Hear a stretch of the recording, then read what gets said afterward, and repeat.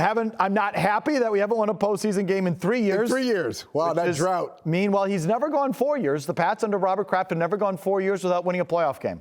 So I think Kraft says, I expect it this year. No more lousy drafts like you had in those previous 4. That's fair. And when he's asked by Phil Perry, are you ready for a patient, long rebuild? Robert says, nope.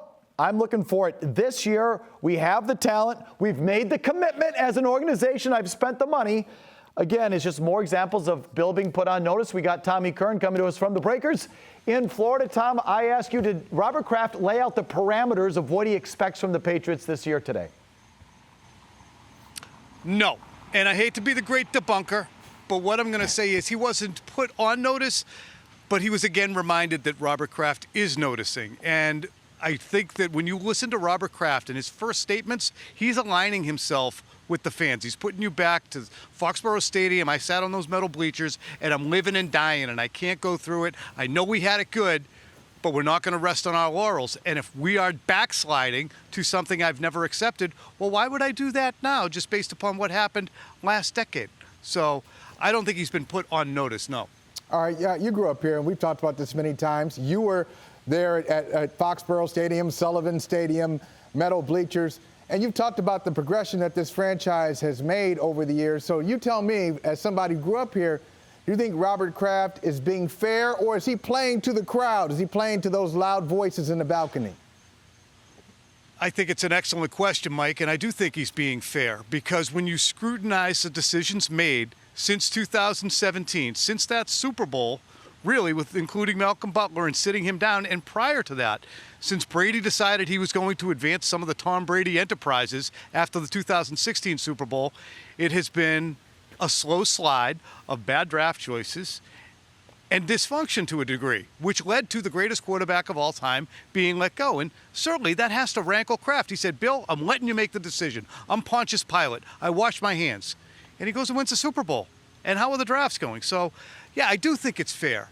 It's been unbelievable for all of us. We all have awesome jobs, nice houses, drive good cars, in large part because of that. But it's still fair to say we can't just worry about what happened from 2002 to 2018. Well, talk about washing his hands. Robert Kraft seems to be doing that with the peculiar moves Bill Belichick has made on his coaching staff. He was asked about going without an offensive or defensive coordinator. I don't know what the hell he's doing either, but you know what? I'm going to let him do it, and if they suck, I'll hold him accountable, right? Like, that's the translation. So hold him accountable.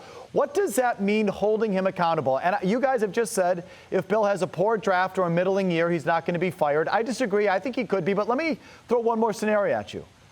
What if his contract's up?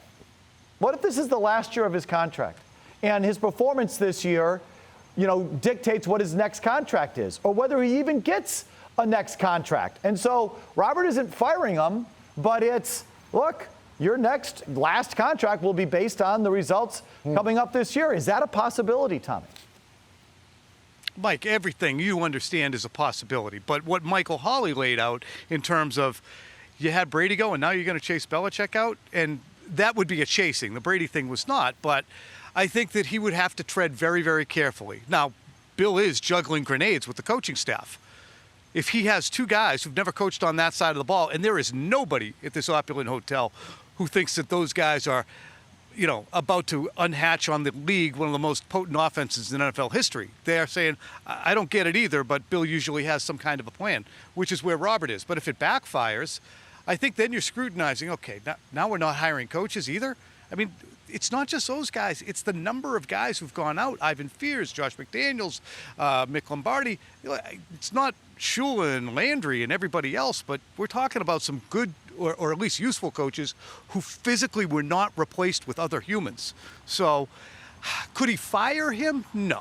They could have a departure if it came to be that dysfunctional. Hey, listen, they won't term it as a firing. They'll term it as a mutual departing, or, Kraft will do what he did with Brady, which is sort of put it on him. He wanted to leave. He's the one that left. We offered him a contract. That's what I'm talking about. That's sort of Kraft's escape hatch. Right. You're right. I don't think Kraft is going to send out a statement saying we fired Bill Belichick. It's not going to be like that. It'll be, If his contract's up, we offered him a deal. He didn't take it. He left. We did everything it'd be one of those things. You don't think that's, again, I'm just sort of back to that, Mike. He'd get crushed. Oh. He'd get so crushed. Why? I mean, what if the Pats suck? What if fans are done with Bill Belichick? You don't think that's possible, Tom? I know you have a poll out. Oh, yeah, let's get to that. Yeah, Tom, you did a poll today on what fans are thinking about the Patriots. Yeah, the poll, because it's how do Patriots fans feel after listening to Bill and Robert Kraft? And it was, I remain bullish.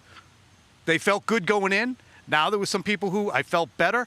And then blowing everyone away is I remain pessimistic, i.e. I don't know what they're exactly planning to do in 2022. So we get 65%, as you see there, who are pessimistic about the Patriots' chances. As Robert Kraft aligns himself with the fandom, Michael Felger is exactly right. There are more disgruntled fans that you encounter who aren't on the radio, who aren't on Twitter, who are your friends, who you're hanging around with and say, what's Bill doing?